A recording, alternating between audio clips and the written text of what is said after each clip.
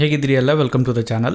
ಈ ವಿಡಿಯೋದಲ್ಲಿ ನಾವು ನಿಂಜಾ ಟ್ರೇಡರ್ 8 ಲೇಟೆಸ್ಟ್ ವರ್ಷನ್ನಲ್ಲಿ ನಾವು ಕನೆಕ್ಷನ್ಸನ್ನು ಕಾನ್ಫಿಗರ್ ಮಾಡಲಿಕ್ಕೆ ಹೇಗೆ ಆಪ್ಷನ್ಸ್ಗಳನ್ನು ಪಡೆಯೋದು ಅಂತ ತೋರಿಸಿಕೊಡ್ತೀನಿ.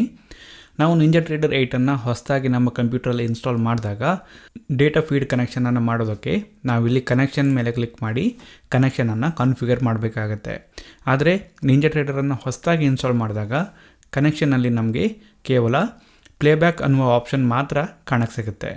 ಇಲ್ಲಿ ಕನೆಕ್ಷನ್ಸನ್ನು ಕಾನ್ಫಿಗರ್ ಮಾಡಲಿಕ್ಕೆ ಆಪ್ಷನ್ಗಳನ್ನು ಪಡೆಯೋದಕ್ಕೆ ನಾವೇನು ಮಾಡಬೇಕಂದ್ರೆ ಟೂಲ್ಸ್ ಮೇಲೆ ಕ್ಲಿಕ್ ಮಾಡಬೇಕು.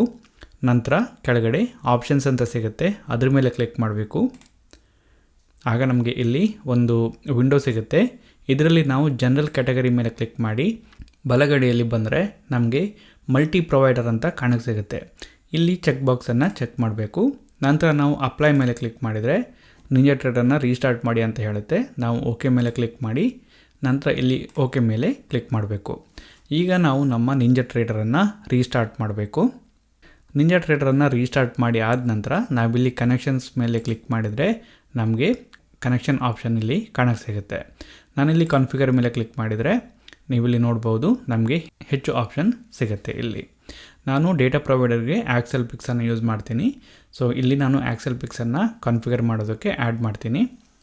ಇದರ ಮೇಲೆ ಸೆಲೆಕ್ಟ್ ಮಾಡಿ ಆ್ಯಡ್ ಮೇಲೆ ಕ್ಲಿಕ್ ಮಾಡಿದರೆ ಇಲ್ಲಿ ಕಾನ್ಫಿಗರ್ಡ್ ಸೆಕ್ಷನಲ್ಲಿ ಆಕ್ಸೆಲ್ ಪಿಕ್ಸ್ ಬರುತ್ತೆ. ನಂತರ ಅಪ್ಲೈ ಮತ್ತು ಓಕೆ ಮೇಲೆ ಕ್ಲಿಕ್ ಮಾಡಬೇಕು. ಈಗ ನಾನಿಲ್ಲಿ ಕನೆಕ್ಷನ್ಸಲ್ಲಿ ಬಂದರೆ ನನಗೆ ಆಕ್ಸೆಲ್ ಪಿಕ್ಸ್ ಕನೆಕ್ಷನ್ ಸಿಗುತ್ತೆ. ಇದ್ರ ಮೇಲೆ ಕ್ಲಿಕ್ ಮಾಡಿದರೆ ಡೇಟಾ ಪ್ರೊವೈಡರ್ಗೆ ನಿಂಜಾ ಟ್ರೇಡರ್ ಕನೆಕ್ಟ್ ಆಗುತ್ತೆ. ಸೊ ಈ ರೀತಿ ನಾವು ನಿಂಜಾ ಟ್ರೇಡರ್ನಲ್ಲಿ ಕನೆಕ್ಷನ್ ಆಪ್ಷನ್ಸನ್ನು ಕಾನ್ಫಿಗರ್ ಮಾಡ್ಬೋದು. ಒಂದು ವೇಳೆ ನಿಮಗೇನಾದರೂ ಈ ವಿಡಿಯೋ ಇಷ್ಟ ಆದರೆ ಲೈಕ್ ಮಾಡಿ, ಇಲ್ಲಾಂದರೆ ಡಿಸ್ಲೈಕ್ ಮಾಡಿ. ಏನಾದರೂ ಹೇಳಬೇಕಂತ ಇದ್ದರೆ ಅದನ್ನು ಕಮೆಂಟ್ ಮಾಡಿ. ಇದೇ ರೀತಿ ಬೇರೆ ವಿಡಿಯೋಸ್ಗಳನ್ನ ನೋಡೋದಕ್ಕೆ ನನ್ನ ಚಾನಲ್ಗೆ ಸಬ್ಸ್ಕ್ರೈಬ್ ಮಾಡಿ.